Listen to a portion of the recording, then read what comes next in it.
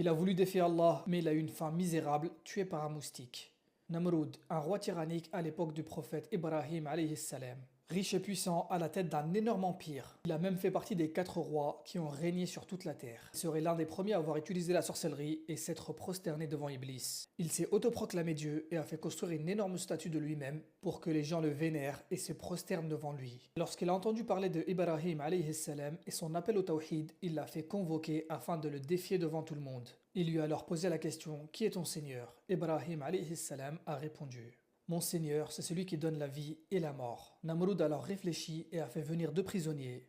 Il en a libéré un et a fait exécuter l'autre. Ensuite, il a dit à Ibrahim alayhi salam: tu vois, moi aussi je donne la vie ainsi que la mort. Ibrahim alayhi salam, très intelligent, a préféré ne pas débattre très longtemps avec un ignorant. Il a tout simplement compris que cela ne servait à rien. Il lui a dit: Allah fait venir le soleil de l'Est, fais-le donc venir de l'Ouest. Namrud est alors resté sans voix, il n'avait aucune réponse. Il venait d'être humilié devant tout le monde, alors il a choisi la voie de la tyrannie, la voie de ceux qui n'ont pas de réponse. Il a ordonné de faire emprisonner Ibrahim alayhi salam, puis de le brûler vif. Ils ont rassemblé du bois pendant un mois entier afin d'allumer un gigantesque brasier. Tout cela parce que Ibrahim alayhi salam appelait au tawhid et avait brisé leurs idoles. Le feu était si puissant et intense qu'ils ne pouvaient même pas s'en approcher. Ibrahim alayhi salam était tout seul, il n'avait pas d'armée, mais il avait Allah azza wa jal. Et au moment de le jeter dans le feu a reçu un ordre direct d'Allah azza wa jal. قُلْنَا يَا نَارُ كُونِي بَرْدًا وَسَلَامًا عَلَى إِبْرَاهِيمَ. Nous dîmes: ô feu, sois fraîcheur et paix pour Ibrahim. Le feu ne lui a rien fait.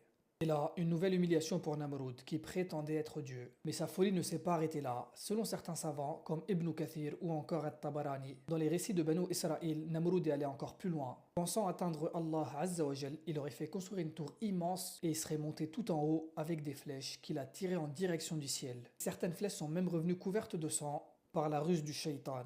Alors il a cru avoir réussi à atteindre Allah Azza wa Jal.